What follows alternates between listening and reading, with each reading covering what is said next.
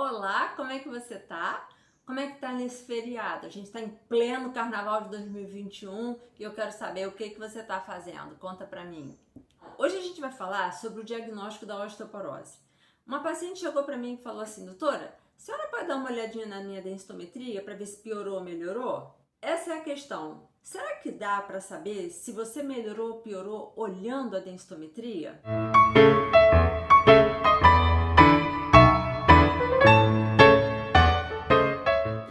A osteoporose é uma doença que altera todo o metabolismo do osso e a gente perde cálcio desse osso. A densitometria é um exame que a gente usa já tem muito tempo para tentar diagnosticar a perda de cálcio do osso. Sim, ela diz pra gente se você está com uma baixa densidade do seu osso. Ok, o que quer dizer isso? Eu costumo comparar o osso com um muro de contenção. Você precisa de 1000 tijolos, um bom concreto.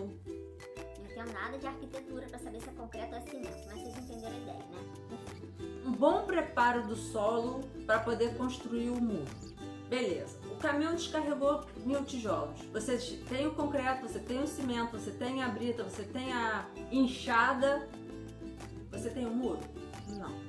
Você só tem o muro depois que está tudo colocado no seu lugar, nas suas devidas proporções, da melhor maneira possível.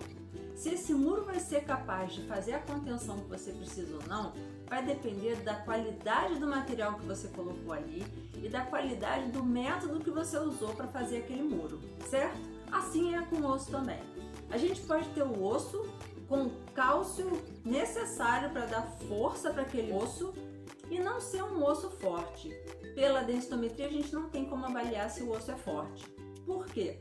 Porque a densitometria é um exame que vai contando quanto de cálcio tem em cada centímetro cúbico de osso. Vamos entender assim: se a vértebra tem o bico de papagaio, que é um acúmulo de cálcio em volta da borda do osso, que nem tá esse desenho aqui, esse acúmulo de cálcio no bico de papagaio, na hora da densitometria, na coluna lombar, ele é contado como cálcio no osso, mas ele não é o osso, ele é uma borda, ele é um extra, que na verdade nem era para estar ali. O bico de papagaio muitas vezes ele vem pelo envelhecimento ou por traumas, né, que vem com a idade. Então, a densitometria de coluna lombar, por exemplo, se ela dá muito boa, às vezes não quer dizer nada. Quer dizer que tem muito cálcio. Eu não sei se esse cálcio está distribuído no seu osso de uma forma favorável para te proporcionar um osso forte, por exemplo. A densitometria por si só não me diz se você tem uma boa qualidade de osso. E o que diz se você tem uma boa qualidade de osso? Ainda a gente não tem. A ferramenta que diz isso ainda está em desenvolvimento, a gente ainda não tem esse acesso, é o TBS. Mas vamos pular essa parte porque a gente tem outras coisas que a gente pode estar usando para detectar se você pode ter um osso de baixa qualidade ou de boa qualidade, beleza? Vamos lá. É por isso que a densitometria não é o único exame que a gente pede para fazer o diagnóstico da osteoporose, beleza? Vamos lá. Fatores de risco que você possa ter para osteoporose. Se você fuma, se você bebe, se você é sedentário, se você tem uma má alimentação, se você tem baixo peso, se você bebe, se você usa corticoides, se você tem doenças reumáticas, se você tem diabetes. Então são algumas coisas que você carrega na sua história que favorecem uma fragilidade de osso. Outra coisa que pode influenciar muito também é se você já teve alguma fratura anterior por baixo trauma, uma fratura por fragilidade, que o seu médico vai poder esclarecer se essa fratura foi por fragilidade ou não. Se teus pais, pai ou mãe, sofreu fratura de quadril em algum momento da vida, você também tem uma probabilidade maior de ter fratura. Saber a idade do paciente é muito importante. A osteoporose tem relação com o envelhecimento. Um osso normal, para quem é jovem, tem uma densidade X. No idoso, o normal já é ter perda de osso. A idade é um fator que também leva a gente a entender que a qualidade do osso vai diminuindo. Uma coisa que acontece com bastante frequência é a pessoa sofrer fraturas prévias sem saber. Por exemplo, se você cai e quebra, você sabe que você caiu e quebrou, beleza. E quando você cai e não quebra, Ou você não cai e um belo dia faz um raio-x e descobre que você quebrou uma vértebra. Será isso possível? Sim, será. Vou dar um exemplo rápido para vocês. Eu já recebi uma paciente de 94 anos que chegou numa cadeira de rodas. Pelo biotipo dela, eu vi que ela podia ter uma fratura por osteoporose de quadril. A história ela estava andando, caiu do nada e não conseguiu mais andar.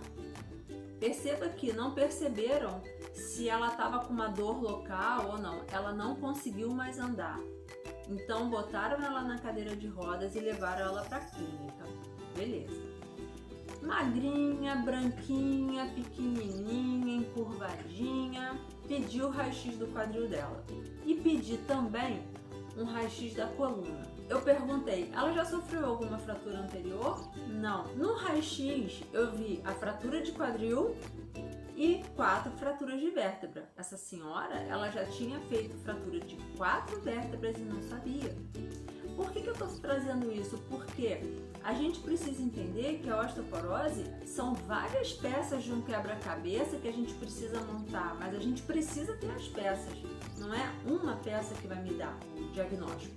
E quais são as peças do quebra-cabeça que eu preciso? Eu preciso da densitometria, do raio-x de coluna dorsal e lombar de perfil, de exames de sangue, onde eu vou procurar detectar alterações hormonais ou metabólicas que possam estar favorecendo a perda de cálcio do osso, um exame de urina de 24 horas, calciúria de 24 horas. A gente consegue perceber que o raciocínio em relação à osteoporose não é tão simples, eu tenho ou não tenho. Algumas pessoas não têm osteoporose, mas têm uma fragilidade óssea importante que precisa ser tratada.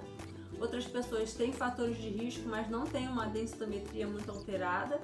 Então a gente precisa perceber toda essa situação, levar em conta cada uma delas para a gente poder saber qual tratamento vai entrar, que tipo de controle precisa ter e orientar o paciente a ter um cuidado maior com o metabolismo do seu osso. Beleza? Um beijo!